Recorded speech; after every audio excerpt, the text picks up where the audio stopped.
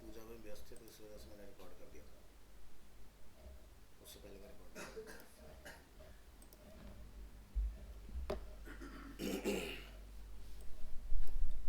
तो क्या नाम उसका, वो त्यागी जो है वो तो सुबह से मतलब ट्रैफिक में फंसा हुआ है। हाँ, मतलब एक्सक्यूज़ देखो, और उस दिन डे वन पर लिखे था 100%, उसको 1.5 घंटे पहले इन्फॉर्म किया जाए, बहुत बिजी आदमी है वो। आओ, इतना लेट कैसे? ट्रैफिक था। मेट्रो में? नहीं, और मेट्रो, घर से मेट्रो तक। घर से मेट्रो तक कहाँ से आता है? मैं भजनपुरा से। भजनपुरा? मेट्रो से आने में इतना टाइम लगता है? आपसे तो ऑटो चेंज करने पड़ते हैं मेट्रो तक पहुंचने। जितनी भी हो, उससे क्या मतलब है, मेट्रो के आगे मेट्रो थोड़ी ना।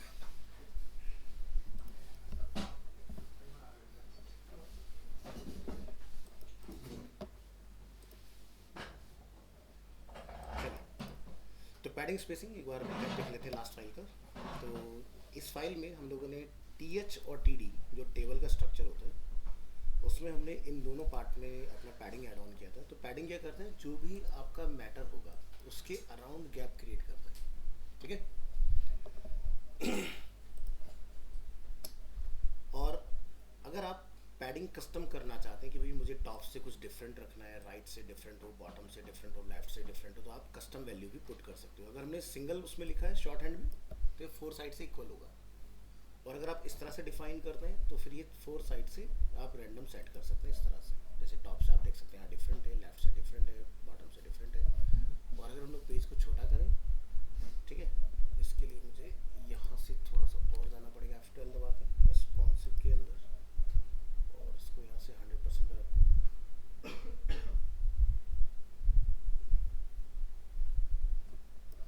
रिस्पॉन्सिव हो नहीं गया।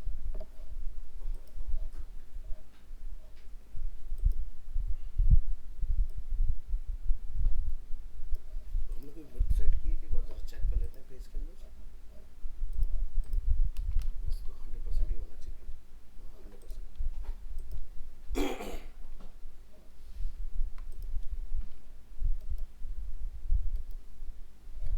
तो राइट साइड का बेसिकली आपको तब दिखाई देगा जब आपके नंबर ऑफ सेल्स बहुत ज़्यादा हों। तो पैडिंग यहाँ पर भी वैसे हम लोग इसको कैसे चेक करते हैं, इंस्पेक्ट, रिस्पॉन्सिव ऑफ, और यहाँ पर आप चेक कर सकते हैं। ये जो ग्रीन वाला एरिया हम लोग देख रहे हैं ये आपका क्या है, पैडिंग एरिया है, ठीक है।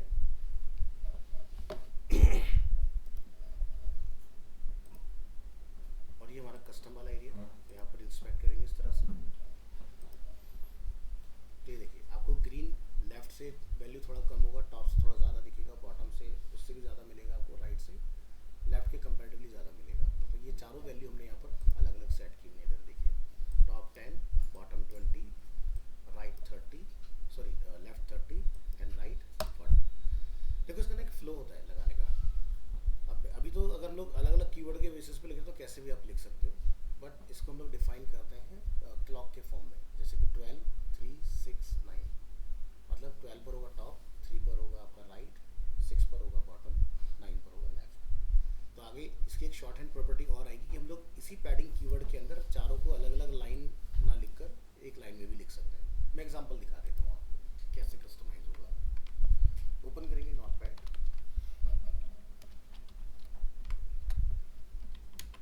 यहाँ आइएगा।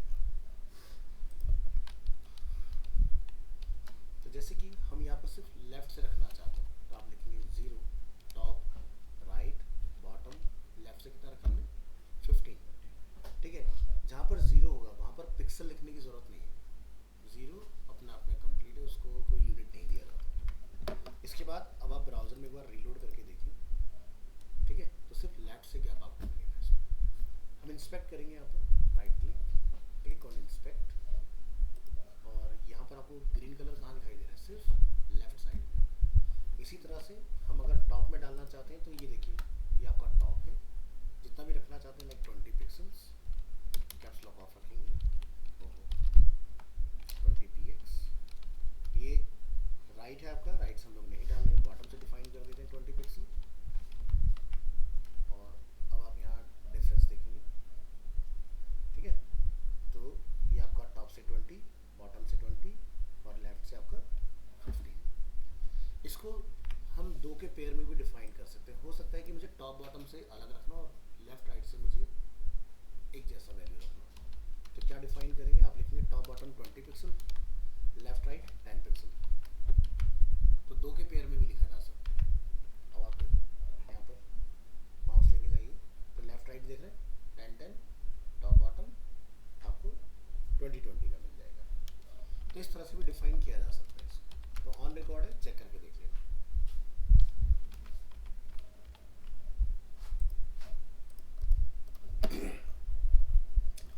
इसी तरह से आता है सेल स्पेसिंग। अगर आप सेल्स के बीच में गैप क्रिएट करना चाहते हैं तो उसके लिए, तो जैसे बाय डिफ़ॉल्ट जो वैल्यू होती है इसकी सेल स्पेसिंग की वो होती है 2, और पैडिंग की जो डिफ़ॉल्ट वैल्यू होती है वो होती है 1 पिक्सल। सो हम लोग स्पेसिंग में आते हैं तो आप यहाँ देखेंगे सेल्स के बीच में 30 पिक्सल्स का हम लोगों ने गैप मेंटेन किया हुआ है यहाँ पर, है ना। वैसे ऐसा रिक्वायरमेंट आता नहीं है, ये प्रॉपर्टी दी हुई है तो आप देख सकते हैं इसको इस तरह से, बट शायद इसकी आपको ज़रूरत पड़े, ठीक है, क्योंकि ये सारा काम हम लोग पैडिंग से ही कर लेते हैं इस तरह। तो ये था आपका लास्ट फाइल का रिकैप। आगे का देखते हैं। पैडिंग के बाद आता है colspan and rowspan. अब कॉल स्पैन रो स्पैन क्या होता है, कुछ इसका डेमो आप देख लें। जैसे कि हमारे पास 3 कॉलम्स हैं, बट हमें इन 3 कॉलम्स में 2 कॉलम्स को मर्ज करना है, या आपको किन्हीं 2 रो को मर्ज करना है, या फिर आपको किन्हीं रो और कॉलम दोनों को मर्ज करना है।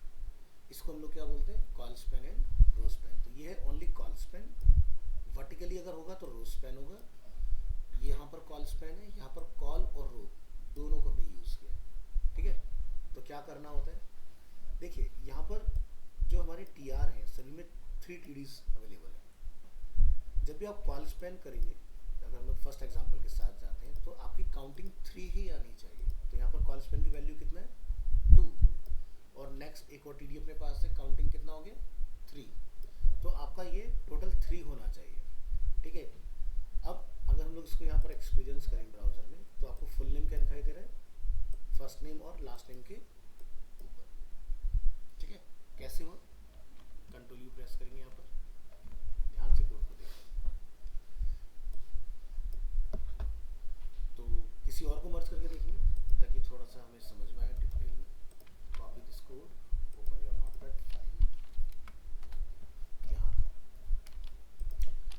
एक्चुअली में कुछ ऐसा था, यहाँ लिखा था फर्स्ट नेम, यहाँ था लास्ट नेम,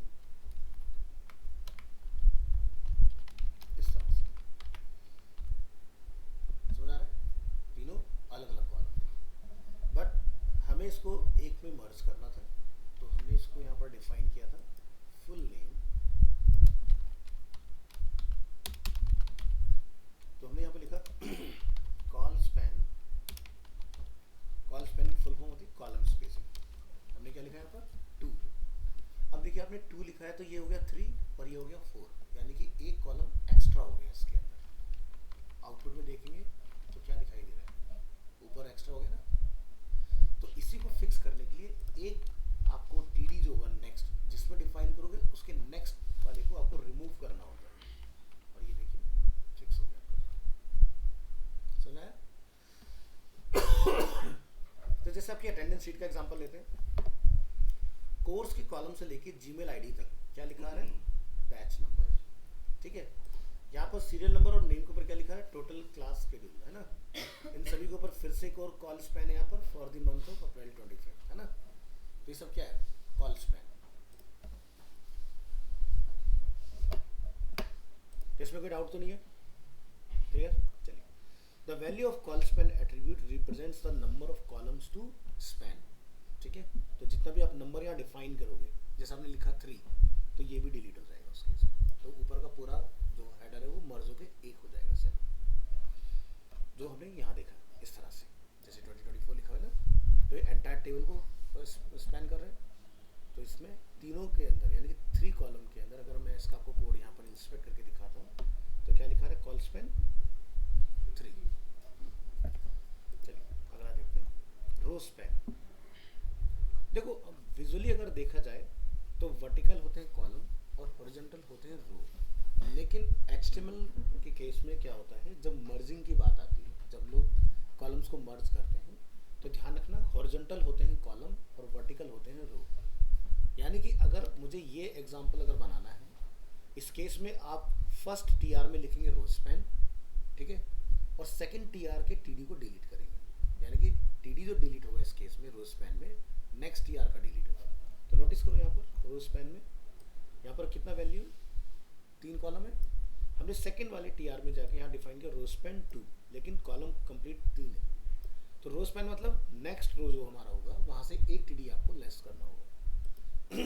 अब आप यहाँ ट्राई करके देखो, नेम, ठीक है, फ़ोन नंबर, उसके पास 2 फ़ोन नंबर, तो हमने दोनों को क्या किया मर्ज, और उसके अगेंस्ट उसके दोनों नंबर यहाँ पर अवेलेबल है ना। तो ये क्या हो सकता था, जैसे mobile number first, mobile number second, या फिर प्राइमरी नंबर, ऑल्टरनेट नंबर। तो हमने यहाँ पर क्या करा, दोनों को कंबाइन करके फ़ोन नंबर बना दिया, ठीक है। तो इस तरह से दोनों नंबर्स यहाँ पर डिस्प्ले हो रहे हैं। So the value of row span attribute represents the number of rows to span.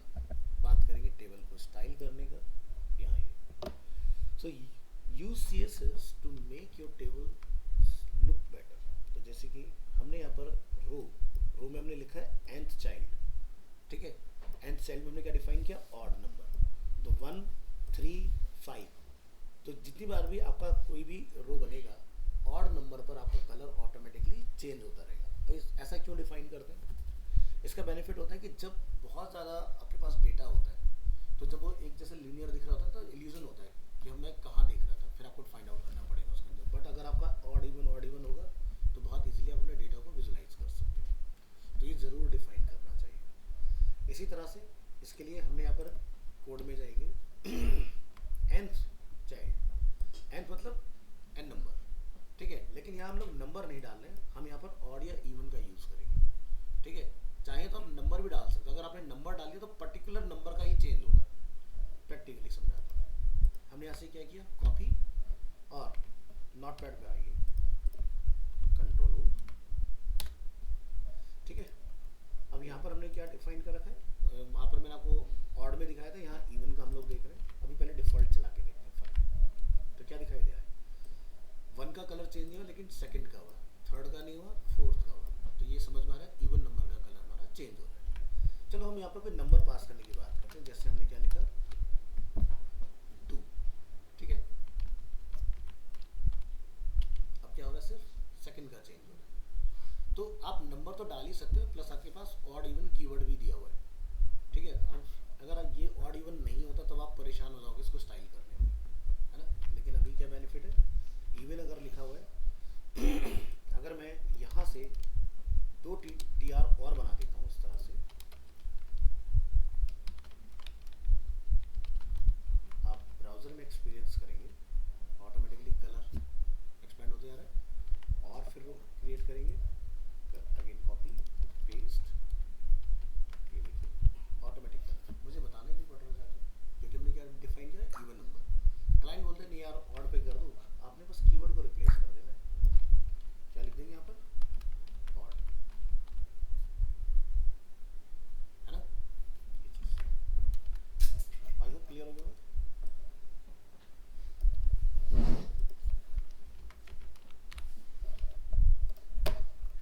Next, तो जो हम लोग रो के साथ देख रहे हैं वो हम लोग कॉलम में भी कर सकते हैं। तो HTML table vertical zebra stripes, तो यहाँ पर to make vertical zebra stripes style every other column instead of every other row. तो यहाँ पर क्या लिखेंगे, ठीक है। पहले हमने लिखा था TR, नोटिस करें यहाँ पर TR represents table row, TD represents table cells, table column. हमने यहाँ पर लिखा अगेन nth चाइल्ड इवन, इस तरह से। और यहाँ पर TH, अगर टेबल हेडिंग का भी हमने यूज़ किया TR के अंदर कहीं पर, तो उसके अंदर भी हम लोग इवन का ही कलर चेंज करना चाह रहे हैं। तो यहाँ पर इस तरह से आपका कॉलम का कलर चेंज, जैसे कैलेंडर वगैरह हम लोग बनाते हैं ना, तो कॉलम्स का कलर डिफरेंट कर रहे हैं, मंडे, ट्यूसडे, वेडनेसडे, इस तरह से हम अलग अलग डिसाइड कर सकते हैं। Put the nth child selector on both TH and TD elements if you want to have the styling on both header and regular table cells। तो बेसिकली क्या होता है ना, जो हमारा TH होता है, अगर आपने मेरा वीडियो देखा होगा ध्यान से, तो ये क्या होता है, बाय डिफॉल्ट बोल्ड आता है और सेंटर आता है, ठीक है। ये इसका एडवांटेज होता है। तो जब हम कोई कैलेंडर बनाएंगे तो डेफिनेटली आप यही चाहोगे कि भाई उसके अंदर आपकी ये चीज़ें बोल्ड और सेंटर लाइन हो। नहीं, अगर हमें ये TH नहीं पता होगा तो उस केस में क्या करोगे आप, बोल्ड का या फिर स्ट्रॉन्ग का इस्तेमाल करोगे। इसको करने के लिए। फिर इसमें सेंटर लाइन की अप्रोच भी आप लगाओगे, लेकिन टी एच 2 in 1 काम करता है, बोल्ड भी करेगा और सेंटर भी करेगा।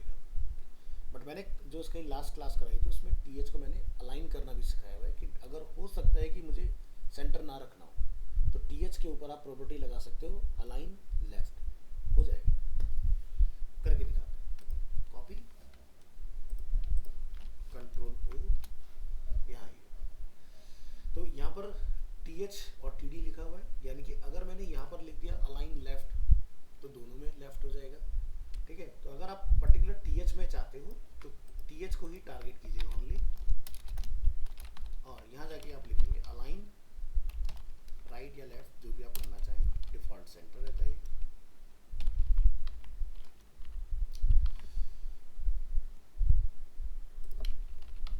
टेक्स्ट लाइन, ठीक है, तो चेंज कर सकते हैं। इसी तरह से लेफ्ट करना चाहें लेफ्ट भी कर सकते हैं। नहीं डिफाइन करेंगे तो डिफॉल्ट सेंटर होगा।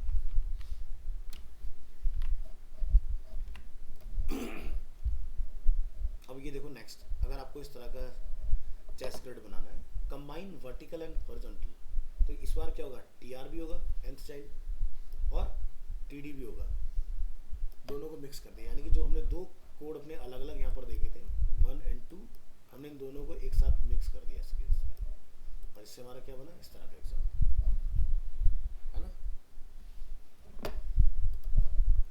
नेक्स्ट बात करेंगे यहाँ पर हॉरिजॉन्टल डिवाइडर। ठीक है, तो हॉरिजॉन्टल डिवाइडर क्या होता है, क्योंकि कई बार ऐसा होता है कि आपको टेबल में ना पूरा कॉलम और आउटर बॉर्डर का स्ट्रक्चर नहीं दिखाना हो, तो हम क्या चाहते हैं कि जो भी हमारा रो है उसके बॉटम में आपको बॉर्डर मिलना चाहिए। तो आप यहाँ पर क्या लिखेंगे, T R border from bottom 1 pixel solid, और जो भी हम कलर रखना चाहते हैं। तो पर्टिकुलर रो में आप देख सकते हैं बॉटम से आपका बॉर्डर एक्टिव हो जाएगा। इसी तरह से हॉरिजॉन्टल डिवाइडर, ठीक है, तो यहाँ पर ये दोनों सेम ही आई थिंक आगे दोबारा लिखा गया इसमें। नेक्स्ट है होवरेबल टेबल, अगर माउस ओवर करे तो डेटा मेरा पर्टिकुलर हाईलाइट हो जाए, तो इसमें हमने लिखा टी आर में होवर, जैसे लिंक वाला पढ़ाया था ना मैंने आपको, लिंक विजिटेड होवर एक्टिव, तो टी आर पर हम लोग होवर का इस्तेमाल करेंगे, और जो भी कलर से आप हाईलाइट करना चाहें। तो इससे क्या होगा, अगर कोई डेटा वगैरह एनालाइज कर रहा है तो पॉइंटर रख के अपना डेटा देख सकता है बहुत इजीली, तो उसको मिक्स नहीं होगा, है ना। माउस गया पर्टिकुलर सेल एक्टिव हो गया हमारा, क्लिक पर काम कुछ नहीं होगा, बस कलर चेंज करेगा।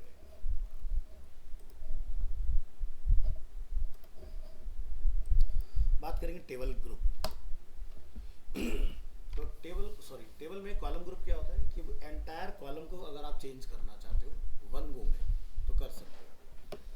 तो column group element is used to style specific column of a table, तो जैसे कि हमारे पास एक ये टेबल है, if you want to style the 2 first column of a table use call group.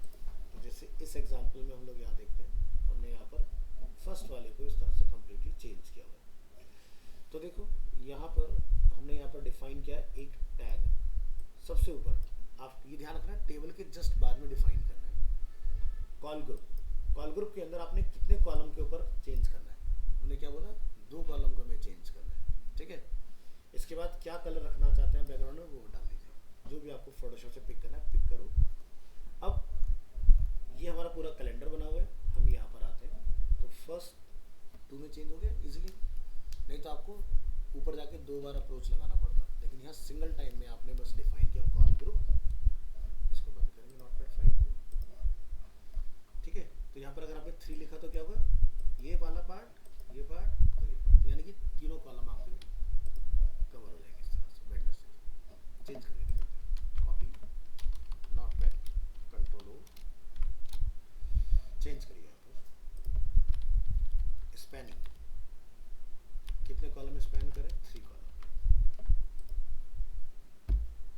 ठीक है, अब ऐसा हो सकता है कि भाई शुरुआत से ना करना हो, आपको कहीं बीच में करना हो, जैसे देखते हैं ना कि जनरली जो संडे वाला होता है वो अलग से हाईलाइट होता है कैलेंडर में, हमें अगर वहाँ तक पहुँचना है तो कैसे पॉसिबल होगा, उस एग्जाम्पल को समझते हैं।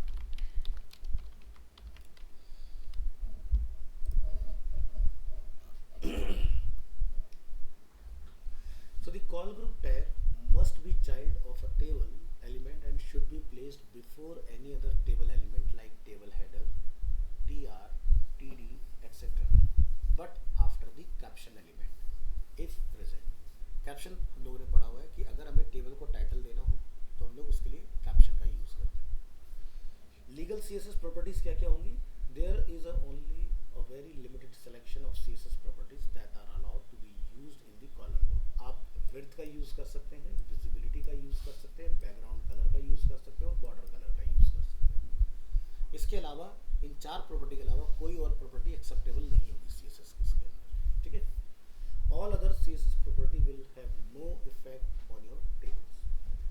अब इस बार हम लोगों ने यहाँ पर एक और बनाया है call group multiple call elements के लिए. हमने यहाँ लिखा है कॉलम स्पैन 2, कॉलम स्पैन 3 और यहाँ पर बैकग्राउंड कलर हमने अलग अलग डिफाइन किया था. यानी कि 2 में ये कलर आएगा और 3 में ये अलग कलर होगा. तो चलिए रन करेंगे एग्जाम. ठीक है. तो अगर आपको नेक्स्ट वालों का कलर चेंज करना तो इस तरह से आप चेंज कर सकते हो. नेक्स्ट एम्प्टी कॉल ग्रुप्स जो हम लोग उसकी बात कर रहे थे. तो आपने यहाँ पर ये लिखना है कॉल स्पेन 6. उसका आगे कुछ मत बताओ क्या करना है आगे. उसके बाद नेक्स्ट बताओ कॉल स्पेन 1 बचा ना कॉलम, उस पर क्या करना है. ठीक है. तो 6 को हमने स्किप किया, 7th पे हमने कलर चेंज कर दिया. तो लास्ट वाले पर आ गए आपसे. यहाँ से देखो कोड में क्या है, स्पेन 6 हमने उसको कोई प्रॉपर्टी नहीं दी, खाली स्पेसिंग दे दी हमने. उसके बाद लास्ट क्या बचा हमारे पास 7th कॉलम, उसको हमने कलर असाइन कर दिया. तो जो कैलेंडर बनता है उसमें आप जो संडे वाला जो कॉलम देखते हो उसका कलर जो डिफरेंट आ रहा होता है वो कुछ इस तरह से होता है. नेक्स्ट बात करेंगे कॉलम को हाइड करने की. You can hide columns with the visibility collapse property. तो यहाँ पर हमने 2 कॉलम्स को यहाँ पे स्पैन किया. थर्ड कॉलम की विजिबिलिटी को हमने क्या बोला, कोलैप्स. रन करेंगे एग्जाम्पल. क्या दिखाई देता है, मंडे, ट्यूसडे, सैटरडे, संडे. ठीक है. तो Wednesday, Thursday, Friday 3 column missing है. तो हमने 3 कॉलम पे क्या लिखा है यहाँ पर, विजिबिलिटी कोलैप्स. तो वो आपके 3 कॉलम हाइड हो गए जबकि कोड में अवेलेबल है. लेकिन ब्राउजर में जब वो रेंडर होगा इस विजिबिलिटी प्रॉपर्टी की वजह से क्या होगा, वो तीनों कॉलम हिडन मोड में. ठीक है.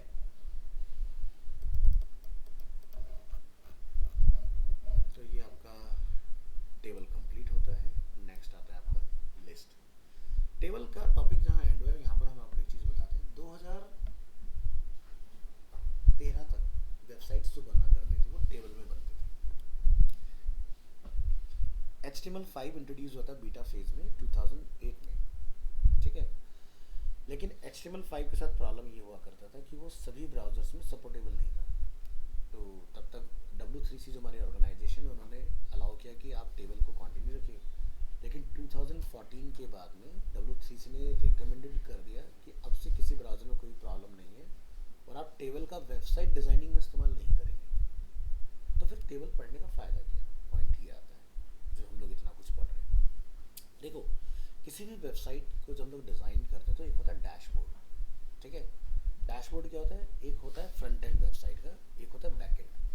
फ्रंट एंड जैसे कि फ्लिपकार्ट की साइट पर आप गए तो ये क्या हो, फ्रंट एंड हो जहाँ पर जाकर आप इंटरेक्ट करते हो, प्रोडक्ट वगैरह खरीद के लेकर आते हो. अब आप सोचो कि फ्लिपकार्ट की वेबसाइट में कोई तो प्रोडक्ट डालता होगा ना, उसको बोलते हैं बैक एंड. तो बैक एंड 2 तरह से होता है. एक होता है कोर कोड बेस. अब कोर कोड बेस को वही चला सकता है जिसको कोडिंग आती हो.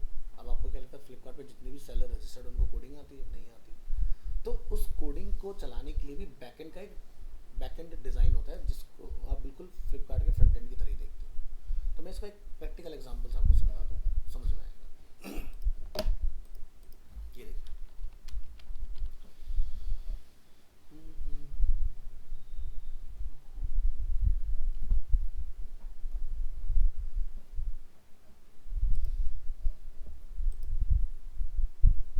अगर चल जाता है तो कुछ दिखाते हैं आपको.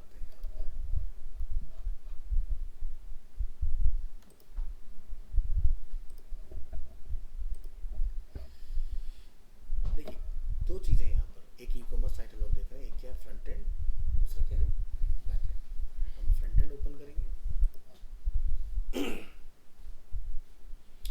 ये एक पूरी वेबसाइट यहाँ पर अभी लोड होने वाली है. इस तरह से जितने भी प्रोडक्ट्स आप यहाँ देख रहे हैं ये सभी प्रोडक्ट बैकएंड से इंजेक्ट किए गए इसके अंदर। ऐसा नहीं कि किसी वेब डिज़ाइनर ने बैठ के एक एक प्रोडक्ट को यहाँ पर अपलोड किया, ऐसा कुछ नहीं।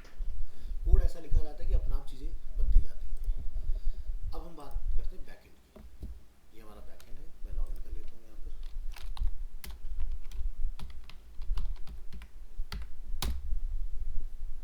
ये देखिए, अब ये क्या है, एक बैकएंड है, ठीक है।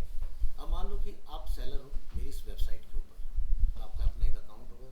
तो यहाँ पर अभी मैं सुपर एडमिन हूँ, तो मैं यहाँ देख सकता हूँ कितने ऑर्डर पेंडिंग है, प्रोसेस में कितने कितने कैंसिल हुए, कितने डिलीवर हुए, इस तरह से टोटल नंबर ऑफ प्रोडक्ट्स कितने हैं हमारे पास, टोटल स्टोर कितने हैं हमारे, टोटल यूज़र कितने हैं इस वेबसाइट के अंदर, ठीक है। अब यहाँ से यूज़र को हम लोग देख सकते हैं, ठीक है। यूज़र में मैं कोई नया यूज़र बना भी सकता हूँ। यहाँ जाके आप देखेंगे पासवर्ड, कंफर्म पासवर्ड, सारे ऑप्शंस अवेलेबल हैं। अब मान लीजिए अगर मैं साइट को ऑन करता हूँ, तो मैं कल को अगर कोई प्रोडक्ट यहाँ पर अपलोड करना चाहता हूँ, तो आप यहाँ देखेंगे मेरा प्रोडक्ट क्या है, वो क्या वो कोई फिजिकल प्रोडक्ट है, या वो कोई डिजिटल प्रोडक्ट है, या कोई वो एक्सटर्नल या एफिलिएट है। अब ये तीनों चीज़ें क्या होती हैं, जैसे फिजिकल प्रोडक्ट, जैसे आपने नेक बैंड ऑर्डर किया फ्लिपकार्ट से, वो आपके घर डिलीवर हो गया, तो इस तरह की चीज़ों को हम बोलते हैं फिजिकल प्रोडक्ट। डिजिटल प्रोडक्ट जैसे कि आपने नेटफ्लिक्स की मेंबरशिप ले ली, हॉटस्टार की आपने मेंबरशिप ले ली इस तरह से, या फिर आपने कोई एयरटेल का ब्रॉडबैंड अपने घर में लगाया हुआ है, तो कुछ फिजिकली वो डिलीवर नहीं करके जाते, एक बार इंस्टॉलेशन हो गया बस सब्सक्रिप्शन चलता रहता है, तो इसको हम लोग क्या बोलते हैं, डिजिटल प्रोडक्ट। इसमें ई बुक भी हो सकती है। फिर क्या आता है, एक्सटर्नल और एफिलिएट। एफिलिएट काफ़ी पॉपुलर है आज की डेट में। इसमें क्या होता है, जैसे मान लीजिए कि अमेजोन के ऊपर कोई प्रोडक्ट बहुत ज़्यादा बिक रहा है और मेरा एफिलिएट मार्केट जो है नेटवर्क बहुत अच्छा है, तो मैं क्या करूँगा, अमेजोन के इस प्रोडक्ट को अपनी वेबसाइट पर लिस्ट करूँगा, और यूज़र जब वहाँ से क्लिक करेगा तो वो अमेजोन से जाके बाय करेगा और मुझे उसका एक कमीशन मिल जाएगा। तो जैसे अमेजोन पर आते हैं, amazon.in, अमेजोन के सबसे नीचे आइए, तो यहाँ पर आप नोटिस करेंगे बिकम एन एफिलिएट। आप अमेजोन के एफिलिएट बन सकते हो, अपनी खुद की एक वेबसाइट बनाओ, अमेजोन की कैटेगरी देखो, तो इन्होंने जैसे अपरेल्स हो गए तो 15% का कमीशन देते हैं आपको, ये इलेक्ट्रॉनिक्स हो गया तो 7 to 10% का कमीशन देते हैं आपको। अब देखो क्या होता है, एक एग्जांपल दिखाता हूँ, गर्मियाँ चल रही हैं जैसे, तो मैं यहाँ लिखता हूँ बेस्ट एयर कंडीशनर, ठीक है, इन इंडिया में लिख देते हैं। अब देखो यहाँ पर क्या होगा, जैसे मिंट, अब मिंट वाले जो कि एक न्यूज़ प्लेटफॉर्म है, वो हमें बता रहा कौन कौन से एसी बहुत अच्छा है ना। उसके नीचे आते हैं बजाज फिंसर्व, चलो इनका बनता है क्योंकि ये लोग फाइनेंस वगैरह करते हैं, ठीक है, उन्होंने लिख दिया यहाँ पर। फ्लिपकार्ट अपने उस पर आ रहा है, और देखेंगे नीचे और भी आपको कुछ मिल सकते हैं। देखो यूट्यूब पर भी कुछ लोगों ने ब्लॉग वगैरह बनाए हुए, ठीक है। अब क्या होगा कि इन सभी के ब्लॉग में डिस्क्रिप्शन में उस प्रोडक्ट को बाय करने का लिंक होगा, ठीक है। चलो तो हम मिंट से शुरू करते हैं, ठीक है। जितने भी प्रोडक्ट हैं कौन से हैं, अमेज़न, है ना। अब जब मैं यहाँ से इसको क्लिक करूँगा तो मेरा एक एफिलिएट कोड जो होगा वो इसमें ऐड हो जाएगा। अब अमेज़न को ये पता है कि ये बंदा कहाँ से आया है, तो यानी कि मेरा कोड इसमें लगा हुआ है, आप बाय करो, आपका ऐसा नहीं कोई प्राइस बढ़ जाएगा, अमेज़न का जो ओरिजिनल प्राइस है वही मिलेगा आपको, लेकिन विजिटर मेरे थ्रू यहाँ तक आया है तो मुझे अपना 10% का कमीशन सेट हो गया, यानी कि तो ये जो आजकल इन्फ्लुएंसर्स रील्स वगैरह बनाते हैं, तो वो जैसे मीशो, फ्लिपकार्ट, अमेज़न के लिंक्स डालते हैं अपनी वेबसाइट, अपनी पेज पे डालते हैं, तो अगर हम उन्हें क्लिक करते हैं तो उनके थ्रू उनको कोई कमीशन? बिल्कुल, तभी तो डालते हैं, नहीं तो ना क्या कोई टाइम वेस्ट थोड़ी ना कर रहे अपना वो। अच्छा, मतलब मुझे लगा व्यूज के नहीं देखो,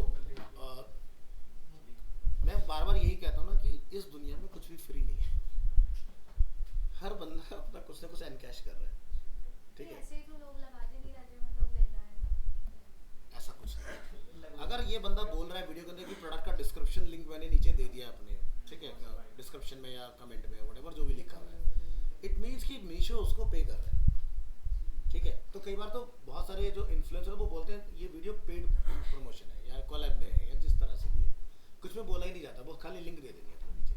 अब जैसे एक ना अगर आप नोटिस करोगे यूट्यूब या फेसबुक पर एक हस्बैंड वाइफ है, बहुत ही फेमस है उनका, वो खुद प्रोडक्ट बाय करते हैं, अनबॉक्स करते हैं, ट्रायल टेस्ट करेंगे, अगर प्रोडक्ट अच्छा होगा उसका बता देंगे, अगर ख़राब होगा तो उसका बता देंगे।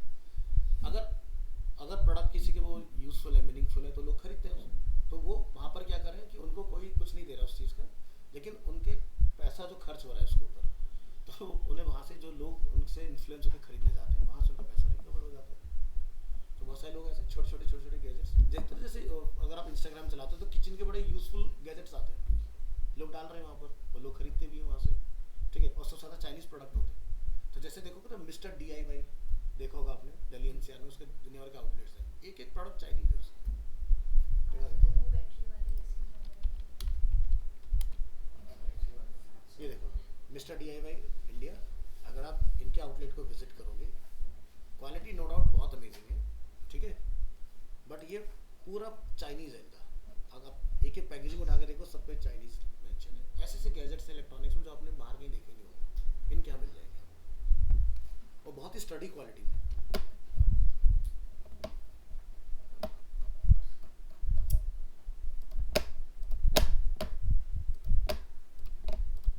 चलो थोड़ा सा ये टॉपिक से अलग था, बट ये आपको समझाना था कि अब यहाँ पर क्या है कि देखो ये सारा काम क्या हो रहा है, बैकएंड है हमारा। तो यहाँ से हम हर चीज़ ट्रैक कर पा रहे हैं, हमारी सेल्स कितनी हो रही है। अब यहाँ जिस चीज़ के लिए मैं आपको लेकर आया हूँ, ये तो देख रहे हैं आप डेटा, ये है TH और ये है TD। इंस्पेक्ट करेंगे, यहाँ आएंगे, ठीक है, क्या लिखा रहा है, टेबल TRTD दिखाई दे रहा है। तो वेबसाइट के जो डैशबोर्ड्स बनते हैं वहाँ पर इसका इस्तेमाल होता है, वेबसाइट में नहीं होगा। वेबसाइट के डैशबोर्ड यानी कि बैकएंड के लिए जो डिज़ाइन होती हैं चीज़ें, वहाँ लगते हैं। ये सब टेबल है, कहीं पर भी मैं अगर पॉइंटर लेके जाऊँगा, इंस्पेक्ट करके आपको दिखाऊंगा, हर जगह टेबल TRTD लिखा हुआ। तो ऐसा नहीं है कि इसका यूज़ बंद हो गया, प्रॉपर वेबसाइट डिज़ाइन नहीं होती, वेबसाइट के अंदर इसका इस्तेमाल हो रहा है। मेन वेबसाइट का स्ट्रक्चर नहीं लिख रहे हम लोग इससे आज की डेट में, ठीक है।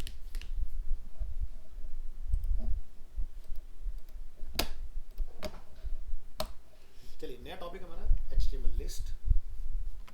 So HTML lists allow web developers to group a set of related items in list.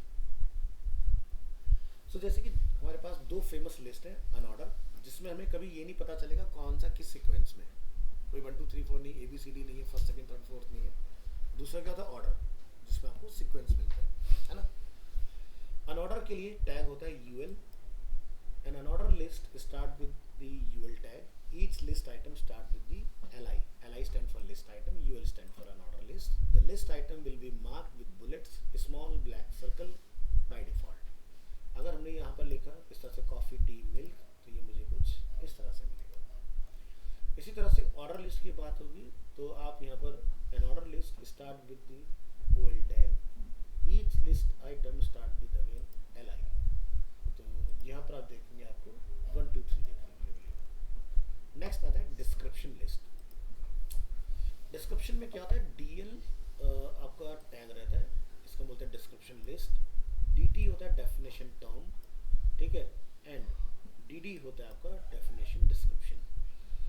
तो हमने यहाँ पर बोला कॉफ़ी, तो ये क्या है, एक ब्लैक हॉट ड्रिंक है, मिल्क क्या है, एक वाइट कोल्ड ड्रिंक है। तो यहाँ पर आप इस तरह से देख सकते हो। तो यानी कि डिस्क्रिप्शन क्या होता है, जैसे आप लोग स्कूल कॉलेज टाइम में अपने क्या करते हैं, हेडिंग लिखते हो कोई, तो एक लाइन में डिफाइन करते हो, उसके नेक्स्ट लाइन से उसके आगे से आप उसका डिस्क्रिप्शन स्टार्ट करते हो। तो ये वो एग्जाम्पल है। तो कभी वेबसाइट में ज़रूरत आए तो यूज़ कर सकते हो। अब बात करते हैं यहाँ पर, ये जो हमने अभी लिस्ट आइटम यहाँ पर देखा है, इसका यूज़ कहाँ होता है सबसे ज़्यादा, ठीक है। तो इसके लिए हम एक काम करेंगे, फ्लिपकार्ट पर आते हैं। फ्लिपकार्ट के अंदर अगर आप यहाँ देखेंगे, ड्रॉप डाउन देख रहे हो, ठीक है, इसको हम लोग राइट क्लिक करेंगे, यहाँ से इंस्पेक्ट करेंगे। इन्होंने यहाँ पर इसके लिए ऑब्जेक्ट का यूज़ किया है, ठीक है, कोई बात नहीं। तो किसी और साइट का एग्जांपल लेंगे, जैसे कि अमेज़ॉन।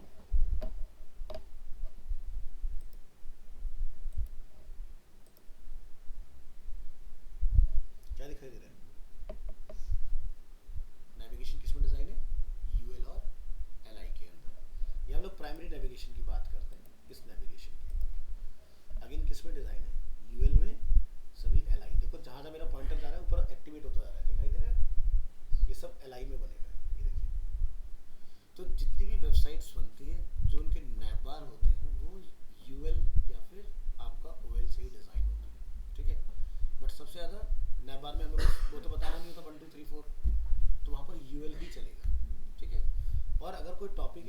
वहाँ पर आप स्टेप बता रहे हैं, स्टेप 1, स्टेप 2, स्टेप 3, स्टेप 4, तो वहाँ पर OL टैग का इस्तेमाल होगा, ठीक है, जहाँ पर फ्लो की बात आती है। तो ये था लिस्ट का छोटा सा पार्ट। इसके बाद हम लोग अब डिटेल में देखेंगे अनऑर्डर कि क्या क्या कर सकते हैं हम लोग अनऑर्डर के अंदर और क्या क्या स्टाइल हो सकता है। दी HTML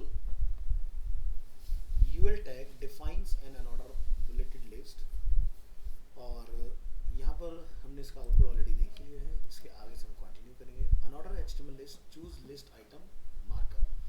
तो यहाँ पर एक प्रॉपर्टी आपको मिलेगी, the CSS list style type property is used to define the style of the list item marker. It can have one of the following value. क्या क्या डाल सकते हैं? Disc is a default. आप उसको रिप्लेस कर सकते हैं सर्कल के साथ, स्क्वायर के साथ और नन के साथ। नन कहाँ इस्तेमाल होता है? जब आप कोई नैप बार बनाएंगे तो हमें वहाँ पर कोई भी स्टाइल नहीं चाहिए होता है, तो वहाँ पर चलता है नन, ठीक है। तो वन बाय वन एग्जांपल देखेंगे। ये हमारा डिस्क है जो कि डिफॉल्ट है, इसको हम छोड़ेंगे सर्कल, तो देखेंगे आपको जो डिस्क है वो हॉलो हो जाएगा इस तरह से। फिर आता है स्क्वायर। स्क्वायर में आप देखेंगे प्रॉपर स्क्वायर फॉर्म में आपको दिखाई देगा। तो ये 3 स्टाइल हैं जो आप इसमें चेंज कर सकते हैं। और लास्ट आता है नन, यानी कि आपके नॉर्मल इस तरह से मिलेगा, ठीक है। इसी की तरह आपको मिलता है ऑर्डर। ऑर्डर लिस्ट में बाय डिफॉल्ट आपकी डेसिमल वैल्यू आती है 1 2 3 4। हम यहाँ पर इनको अलग अलग तरह से डेकोरेट कर सकते हैं। तो 1 क्या है? डिफॉल्ट। आप अपर अल्फा का इस्तेमाल कर सकते हैं, लोअर अल्फा, अपर रोमन, लोअर रोमन। तो ट्राई करेंगे यहाँ पर टाइप 1, टाइप ए। 1 डिफॉल्ट है, लिखे या ना लिखे वही आएगा।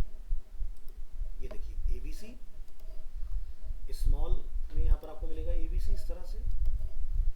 फिर आपको स्मॉल में रोमन, ठीक है, अपर में रोमन, रिक्वायरमेंट आए तब। इसके बाद क्या था? नेस्टेड। नेस्टेड का इस्तेमाल कहाँ होता है या इसका मतलब क्या होता है? यानी कि लिस्ट के अंदर हम लोग और लिस्ट बना रहे हैं। इसको ऐसा समझिए कि मान लीजिए कि एक वेबसाइट है, उसके अंदर कोई कैटेगरी है, कैटेगरी के अंदर ड्रॉप डाउन खुला, ड्रॉप डाउन के अंदर एक और सब मेन्यू खुल गया। लाइव एग्जांपल से समझेंगे, फ्लिपकार्ट। मैं फैशन में आता हूँ, ठीक है। फैशन में मेंस टॉप वेयर है। फिर मैं यहाँ से अगर नीचे आता हूँ तो यहाँ देख रहे हैं ये सब मेन्यू खुलते जा रहे हैं क्या आगे। तो ये होता है नेस्टेड, ठीक है।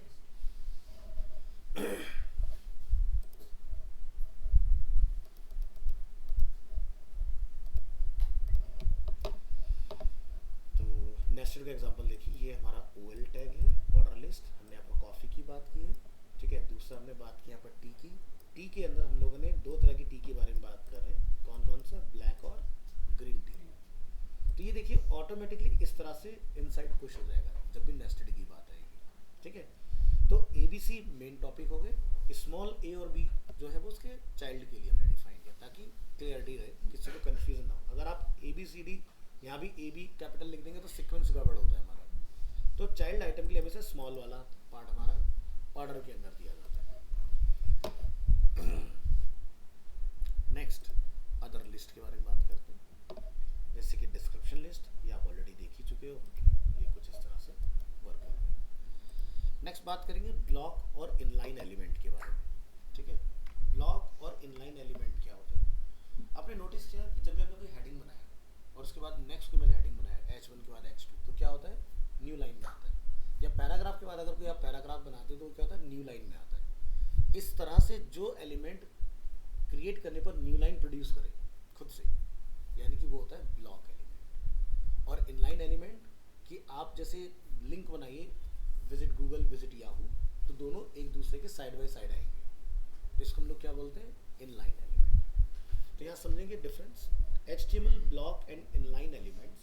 Every HTML element has a default display value depending on what type of element it is. The two most common display values are block and inline. Block label elements always start on a new line and the browser automatically adds some space, जिसको बोलते हैं margin, before and after the element. अब देखो ये क्या है? एक हमारा हेडिंग है, ठीक है। यहाँ पर अगर हम लोग इंस्पेक्ट करें इसको और अपना पॉइंटर लेके आए, ठीक है, तो ऑरेंज कलर जो होता है वो मार्जिन होता है, ये हम पढ़ चुके हैं। तो देखो मार्जिन ऐड हो रखा है इस तरह से। तो जहाँ पर भी हेडिंग होगा या कोई पैराग्राफ होगा उसके नीचे आपको ऑरेंज कलर दिख जाएगा इंस्पेक्ट करने पर।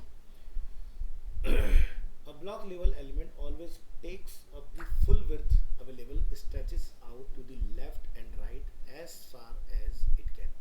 तो जैसे कि मैं जूम आउट कर लेता हूँ अपने पेज को, हमने हेडिंग में सिर्फ इतना ही मैटर लिखा है, बट ये विड्थ पूरी कंसिडर करेगा. ट्राई करके देखो, F12 पॉइंटर लेकर आइए इसके ऊपर और ये देखिए, तो ब्लू कलर दिख रहा है कहाँ तक जा रहा है, जितना एरिया हमने डिफाइन किया हुआ है. ठीक है, तो ये फुल विड्थ चलता है हमेशा.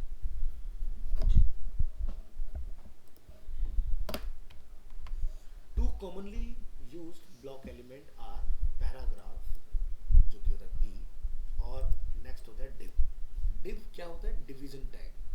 आज की डेट में मॉडर्न वेबसाइट जो स्ट्रक्चर होती है वो div टैग से होती है. टेबल को div ने ही रिप्लेस किया है.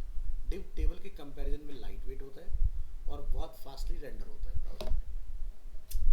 P element define a paragraph in an HTML document and div element defines a division or a section in an HTML document.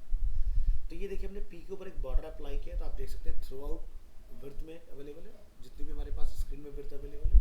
इसी तरह से div भी देखिए, जो भी ब्लॉक एलिमेंट होंगे, चाहे div हो, पैराग्राफ हो, हेडिंग हो, और बहुत सारे ब्लॉक एलिमेंट होते हैं, सभी के बारे में भी बात हो जाएगी.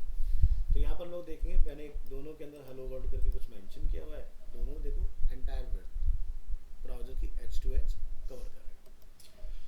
अब कौन कौन से हमारे ब्लॉक टैग हैं उसके बारे में बात करते हैं. जैसे कि एड्रेस हम लोग पढ़ चुके हैं, है ना, फॉर्मेटिंग में पढ़ा था हम लोगों ने. आर्टिकल अभी हम लोगों ने नहीं पढ़ा, इसका टॉपिक आगे आएगा. ये साइड इसका भी आप आगे देखेंगे.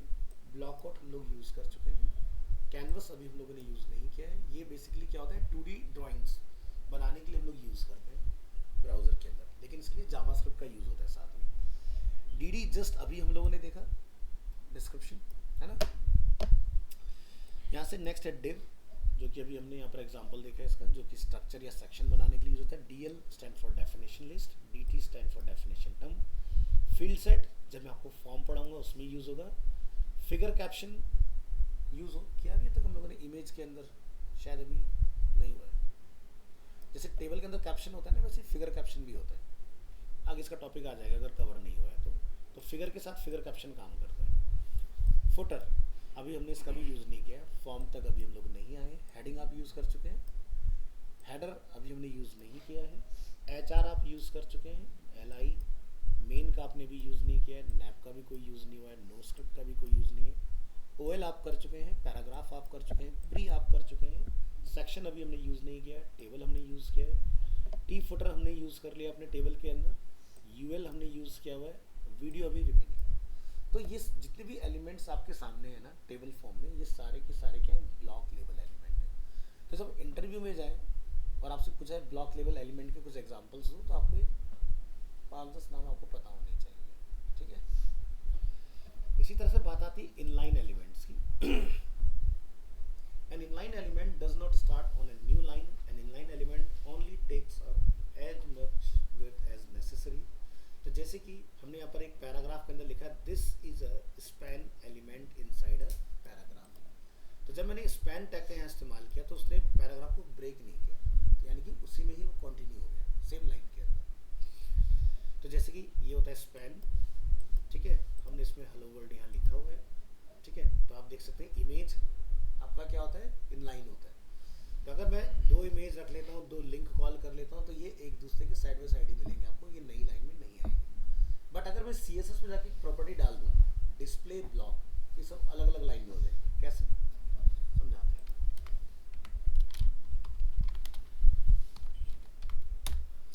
तो किसी भी इनलाइन एलिमेंट को ब्लॉक बनाया जा सकता है. यहाँ पर आपने हेड का यूज करना है. लिखेंगे हेड और यहाँ डिफाइन करेंगे क्या, स्टाइल. और यहाँ हम लोग जाके डिफाइन करेंगे अपने कौन कौन से हमारे टैग हैं. जैसे कि IMG ए टैग हमारे पास अवेलेबल है और स्पैन टैग हमारे पास अवेलेबल है. हमने तीनों को कॉमा लगाया. कॉमा कब लगाते हैं, इसको बोलते हैं ग्रुप सेलेक्टर. तीनों को मैं एक ही प्रॉपर्टी देना चाह रहा हूँ, तो आप यहाँ लिखेंगे डिस्प्ले और हम इसको क्या बोलते हैं, फोर्सफुली ब्लॉक. अब देखो मैजिक हो गया सब अलग. तो इनलाइन को आप ब्लॉक बना सकते हो और इसी तरह से हम लोग ब्लॉक को इनलाइन भी बना सकते हैं अगर ज़रूरत पड़े तो। समझाते हैं कैसे। अब देखो एक H1 टैग का एग्जांपल लेंगे। This is a header type 1 and this is a header type 2। Browser में दोनों क्या है, अलग अलग लाइन में। चलिए यहाँ से इस वाले कोड को हम लोग कमेंट कर देते हैं इस तरह से, तो ये कोड काम करना बंद करेगा, इनलाइन में चला जाएगा फिर से, है ना। अब देखो मैं इन ब्लॉक वाले को चेंज करता हूँ, क्या लिखेंगे H1, H2।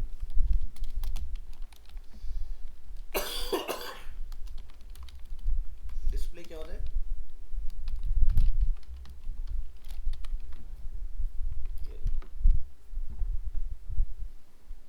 तो CSS अगर आपको आता है तो आप कुछ भी कर सकते हो। तो ये तो जस्ट अभी टॉपिक चल रहे हैं, उसके साथ में हम लोग बहुत बेसिक CSS देख रहे हैं। CSS का डेडिकेटेड टॉपिक आपके पास आएगा जिसमें आप सारी प्रॉपर्टी पढ़ोगे A to Z जितनी भी होती है। बट मैंने आपको यहाँ पर क्या सिखाया है कि हम किसी के भी नेचर को मैनिपुलेट कर सकते हैं।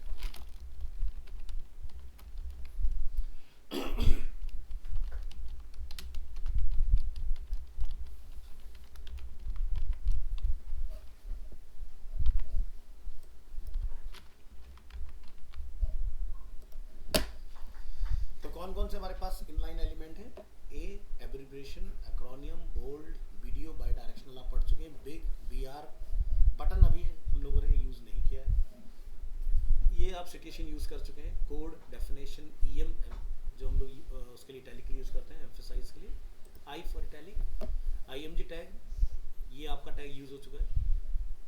ऊपर वाले रो में से आपने अभी तक बटन का यूज नहीं किया है, इसमें आपने भी इनपुट का यूज नहीं किया है। एक है KBD, इसका बोलते हैं कीबोर्ड शॉर्टकट। तो जब भी आप कोई शॉर्टकट कमांड अपने कोड में किसी चीज़ के लिए लिख रहे हैं तो KBD में लिखी जाती है। लेवल ये भी फॉर्म के साथ आएगा। मैप हम लोग यूज़ कर चुके हैं, किसमें किया था, इमेज के साथ, ठीक है। ऑब्जेक्ट अभी हमने यूज़ नहीं किया है, आउटपुट अभी हमने यूज़ नहीं किया है, क्यू का हम लोग यूज़ कर चुके हैं, सैम्प का अभी तक हम लोगों ने यूज़ नहीं किया, SAMP stand for sample. Script अभी हमने यूज़ नहीं किया, जावास्क्रिप्ट के लिए यूज़ होता है। सेलेक्ट ये आपका फॉर्म के अंदर आएगा, स्मॉल आपने यूज़ कर लिया, स्पैन आपका हो गया, स्ट्रॉन्ग आपका हो चुका है, सबस्क्रिप्ट, सुपरस्क्रिप्ट, टेक्स्ट एरिया अभी तक हमने यूज़ नहीं किया है, टाइम हमने यूज़ नहीं किया है, TT यूज़ हो चुका है, टेलीटाइप टेक्स्ट, और वेर अभी तक हमने इसका यूज़ नहीं किया। तो काफ़ी टैग्स ऐसे हैं जो यूज़ हो चुके हैं, तो मान लो 20% ऐसे बचे हैं जो अभी तक हमें आगे एक्सरसाइज में मिल जाएंगे। अब हम बात करेंगे div एलिमेंट के बारे में। div element is often used as a container for other HTML element. The div element has no required attribute, but style, class, and ID are common. So when used together with CSS, the div element can be used to style block of content. So जैसे कि आप यहाँ देख रहे हैं, div style background color, हमने यहाँ पर color define किया text का, ये है background color, और यहाँ पर है padding, हमने यहाँ पर define किया एक H2 में title London, और London के बारे में हमने 2 पैराग्राफ में लाइन्स डिफाइन की इस तरह से। तो ये क्या है, हमारा इस तरह से स्ट्रक्चर बन गया इसका। अब हो सकता है स्पैन के साथ में हम लोग देखें इसको। Span element is an inline container used to mark up a part of a text और a part of a document. तो देखो स्पैन आप कहाँ कहाँ लगा सकते हो सकता है कि पहले वाले एग्जांपल में आपको पर्टिकुलर जैसे UK लिखा हुआ है यहाँ पर, इसका कलर चेंज करना, तो आप इसको स्पैन में रैप कर दो, ठीक है, और उसके बाद में आप ऊपर स्टाइल में जाके स्पैन का कलर डिसाइड कर दो, तो वो कलर आपका हाईलाइट हो जाएगा, ठीक है। तो यहाँ पर लोग देख रहे हैं this span element my mother has, हमने यहाँ पर स्पैन में इसको रैप किया, तो यहाँ पर आप देख रहे हैं my mother has blue eyes and my father has dark green eyes example. तो क्या हुआ, यहाँ पर पर्टिकुलर का हमने कलर चेंज किया, यहाँ पर पर्टिकुलर का कलर हम लोगों ने चेंज किया with the help of span element. तो इससे क्या मेरा पैराग्राफ ब्रेक नहीं हुआ, सेम क्वांटिटी में कलर भी हमारा चेंज हो गया और काम भी हो गया।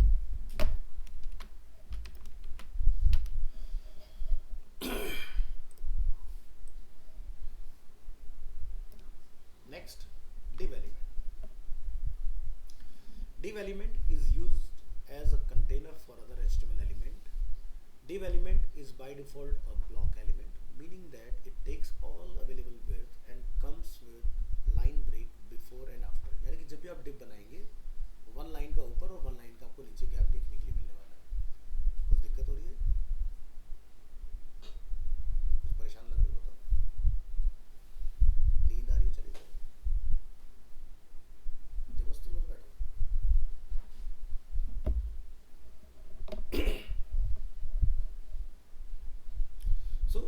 div element takes up all available width, जैसे कि हम लोगों ने हेडिंग में देखा हुआ है, पैराग्राफ में हमने देखा हुआ है।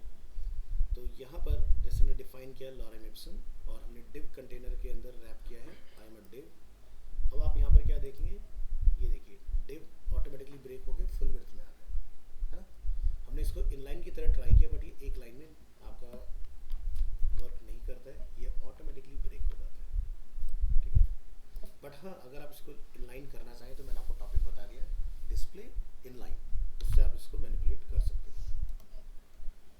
Next, div as a container, जो कि मैंने आपको अभी रिसेंट एग्जांपल दिखाया था, इस तरह से आप कंटेनर वगैरह बना सकते हो।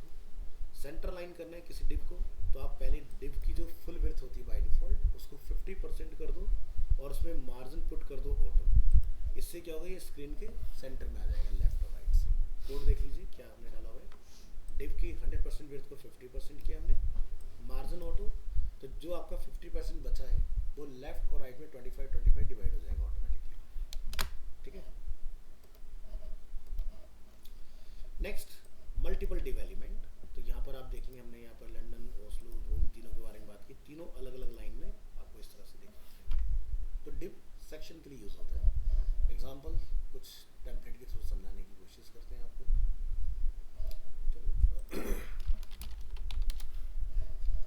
अब ये अगर एक क्राउजर हम लोग यहाँ देख रहे हैं या फिर अगर ये एक सेक्शन है तो डेफिनेटली ये एक डिव के अंदर होगा। क्या लिखा है ना। इसके बाद जो ये हमारा स्लाइडर है, हम इसकी बात करते हैं। तो इसका पेरेंट कौन है, दिखाई दे रहा है डिव, ये देखिए ये एक डिव अलग है। इसी तरह से बेस्ट ऑफ इलेक्ट्रॉनिक्स की अगर हम लोग बात करेंगे, इसका पेरेंट कौन है, डिव। तो जब भी कोई नया रो बनेगा तो आपको डिव का ही इस्तेमाल करना है, ठीक है। और जितने भी चाइल्ड डिव बनेंगे, इस पूरे पेज का एक अपना और डिव होगा जिसके अंदर आप चाइल्ड डिव क्रिएट करते हो, ठीक है। तो अगर हम लोग बॉडी टैग को फाइंड कर लें यहाँ पर, तो मेन देख रहे हैं कंटेनर, देखो पूरा पेज सेलेक्ट हो गया। तो पहले बनता है मेन डिव, यानी कि जिसको हम लोग कंटेनर, रैपर कुछ भी कह सकते हो, और उसके अंदर फिर आपके सारे जितने भी डिव होंगे आपको देखने के लिए मिल जाएंगे, ठीक है। तो फ्लिपकार्ट के पेज की मैं कोडिंग देखते हैं।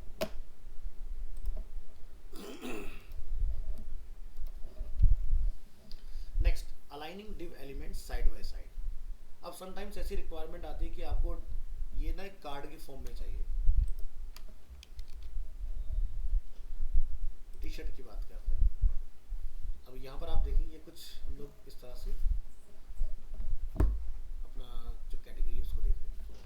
तो ये भी डिव है, चेक करेंगे F12, यहाँ आइए, क्लिक कीजिए, क्या दिखाई दे रहा है, डिव दिखाई दे रहा है। इसी तरह से अगर आप यहाँ आते हैं इस वाले पार्ट के ऊपर, तो ये भी एक डिव है।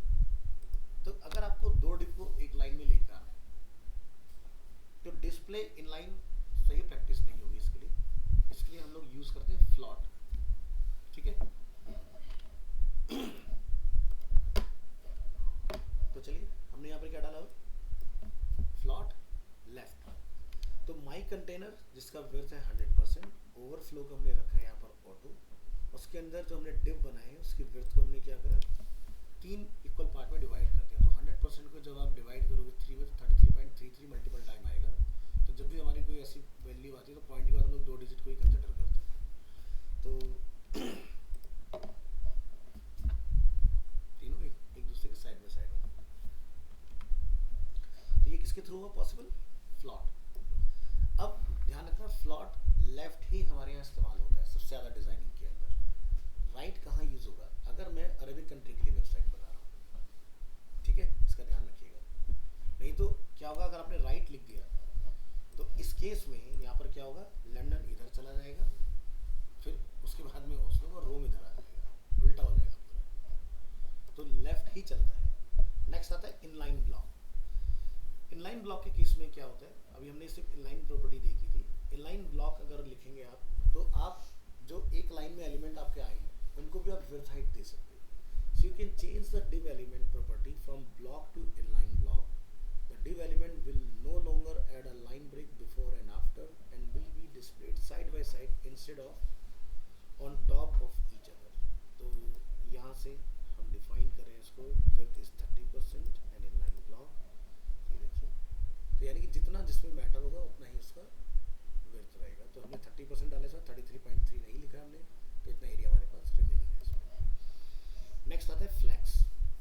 ये फ्लॉट के बाद जो लेटेस्ट प्रैक्टिस हमारी यूज़ हो रही है उसकी हम लोग बात कर रहे हैं। तो आज की डेट में जितनी वेबसाइट्स डिज़ाइन होती हैं वो डिव का तो यूज़ हो रहा है, HTML के अगर पॉइंट से बात करें, CSS के पॉइंट में अगर बात करते हैं तो फ्लॉट का इस्तेमाल ना के बराबर है, और सिर्फ फ्लैक्स का यूज़ करते हैं।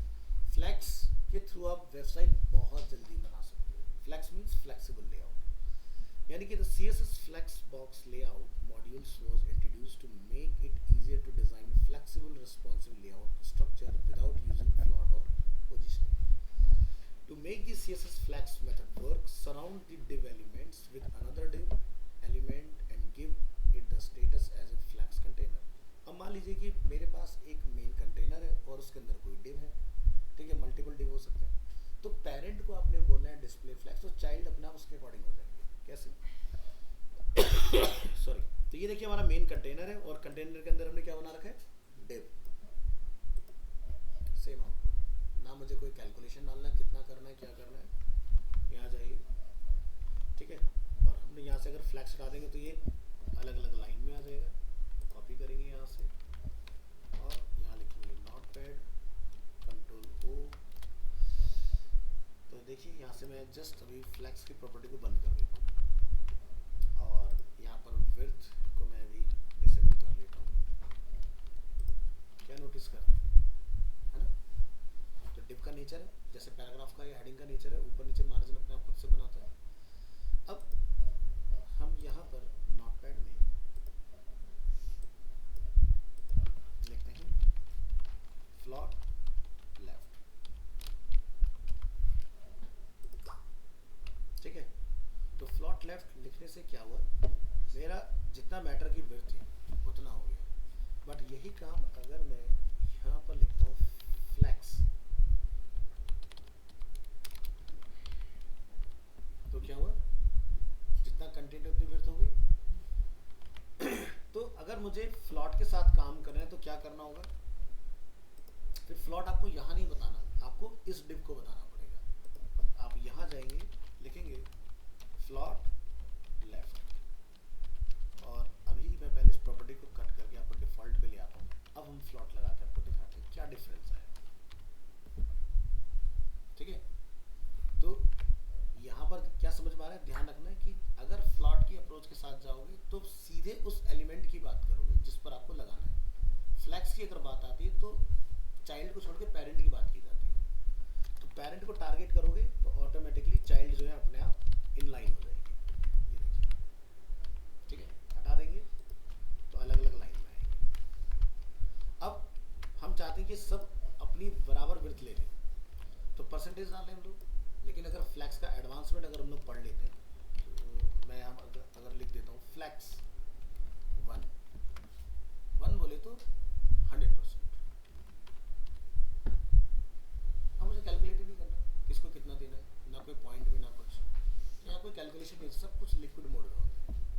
तो यहाँ स्ट्रक्चर बड़े जल्दी बनते हैं, ठीक है। अब हो सकता है कि पर्टिकुलर किसी एलिमेंट की विड्थ आपको बढ़ानी हो, तो क्या करोगे, तो पर्टिकुलर की विड्थ बढ़ाने के लिए आपको यहाँ पर कुछ इस तरह से जाना होगा कि भाई माई कंटेनर के अंदर nth जो div है उसका nth चाइल्ड फर्स्ट, मुझे उसको चेंज करना है। तो इस केस में ध्यान रखना ये वाला कोड बाद में आएगा और यहाँ पर हम जाके लिखेंगे फ्लैक्स, ट्राई करते हैं 2। तो क्या दिखाई दे रहा है, इन दोनों की जो विड्थ है वो इसकी अकेले की विड्थ है, डबल 200% हो गया ना, इस तरह से। चलिए तो इसको जैसा था वैसा कर देते हैं पहले की तरह।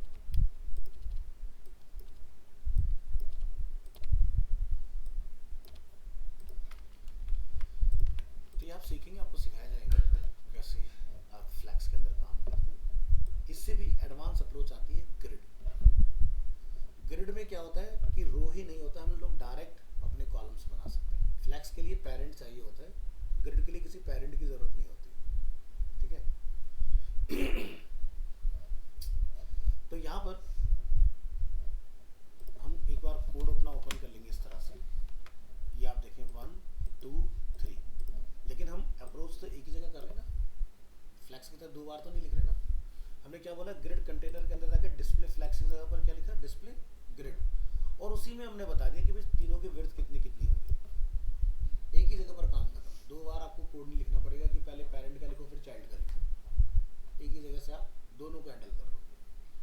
तो अगर मैं यहाँ पर ये वैल्यू ना डालूँ तो मैं क्या लिख सकता हूँ, मैं यहाँ लिख सकता हूँ ऑटो ऑटो ऑटो, ठीक है। तो यहाँ पर क्या होगा, हर एक जो कंटेनर अपने हिसाब से अपनी विड्थ डिसाइड कर लेगा। तो the CSS grid layout module offers a grid-based layout system with rows and columns, making it easier to design web pages without having to use floats and positioning. Sounds almost the same as a flex, but has the ability to define more than one row and position each row individually. The CSS grid method requires that you surrounded the div element with another div element and give the status as a grid container and must specify the width of each column. तो इसके through मैं आपको एक, जब CSS चलेगा तो template पूरा design करके